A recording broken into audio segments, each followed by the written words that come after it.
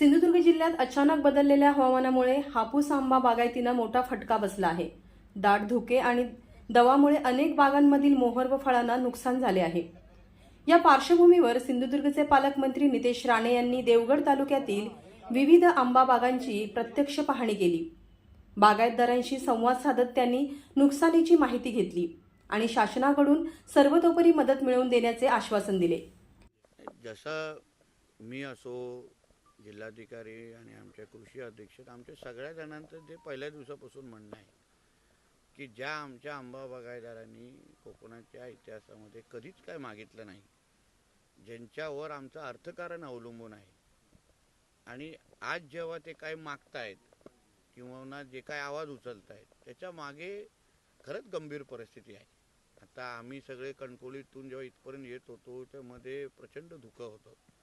इथे आल्यावर ज्या भागात देवगडात जिथे आपण उभे आहोत तिथून हे खरं म्हटलं तर आंबे इथूनच मोठ्या प्रमाणामध्ये येतात आणि मग विविध मार्केटमध्ये उतरतात।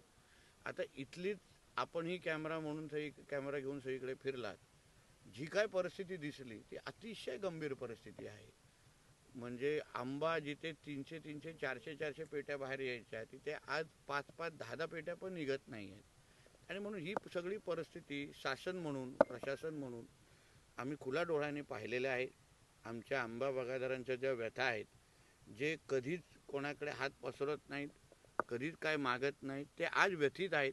कारण का जी काय परिस्थिती आहे ती निसर्गामुळे आहे। जी काय कीड निर्माण झाली आहे, थ्रिप्ससारखा कीड आहे, उपलब्ध असणारी औषधं जी आहेत ती त्या कीड जी लागलेली आहे, रोग जो लागलेला त्याच्यावर कामच करत नाही। आणि म्हणून ह्या सगळ्या परिस्थितीवर सरकार म्हणून आम्ही त्यांच्याबरोबर उभं राहणं हे आमचं कर्तव्य आहे। आणि त्याचसाठी आज आम्ही आमदार, मंत्री, प्रशासन म्हणून आम्ही का मंत्रालयामध्ये बसतो, का विधिमंडळात बसतो, की ह्या आमच्या लोकांना आम्ही आधार दिला पाहिजे, संकटामध्ये त्यांच्याबरोबर उभं राहिलं पाहिजे, ह्याचसाठी आम्ही त्यांचे सेवक म्हणून तिथे बसतो। आणि म्हणून ही सगळी परिस्थिती मी आहे, जिल्हाधिकारी मॅडम, कृषी अधीक्षक, सगळेच आमचे अधिकारी माझ्याबरोबर आहेत। आणि आज ही परिस्थिती पाहिल्यानंतर शासनाशी, मुख्यमंत्री कार्यालयाशी योग्य पद्धतीने माहिती तिथे पोहोचवणं, जशी मागणी जास्तीत जास्त मदत, जेणेकरून ह्या सीझनमध्ये जे काही नुकसान झालेलं आहे ते भरून कसं काढता येईल, ह्यांना शासन म्हणून ह्यांना आधार कसं देता येईल, त्या दृष्टिकोनातून आता आम्ही पावलं उचलणार आहोत। शासनाकडनं यापूर्वी देखील मदत मिळाली, मात्र ती तुटपुंजी आहे आणि आपल्याला मदत मिळते ती जी मदत पुरेशी नाही असं सांगत त्या दिवशी देवगडमध्ये सुद्धा एल्गार मेळावा झाला आणि त्याच निमित्तानं 12 तारीखला आता हे सगळे जे बागायतदार आहेत ते आंदोलन करणार आहेत। काय सांगा? एक लक्षात घ्या, अशी परिस्थिती तुम्ही माझ्यापेक्षा आजूबाजूच्या बागायतदारांना विचारा, एवढी गंभीर परिस्थिती अगोदर झालेली नव्हती। परिस्थिती होती, कधी कधी आम्हा लोकांना पाहिजे तसा आंबा भेटायचा नाही, पण ही परिस्थिती अतिशय वाईट आहे। आणि म्हणून आता आदरणीय गोगटे साहेब पण इथे आहेत, सगळे प्रमुख आंबा बागायतदार आज इथे ह्या माझ्याबरोबर आहेत। म्हणून आता ह्याच्यामध्ये राजकारण, आता आंब्याचे बाग आहे किंवा आंब्याचं ते काय ते कुठल्या एका पक्षाचं नाही, कोणा पक्षाचा झेंडा लागलेला नाही। आणि म्हणून आमच्या देवगड, आमच्या सिंधुदुर्ग, आमच्या कोकणाचं अर्थकारण त्यांच्यावर अवलंबून आहे।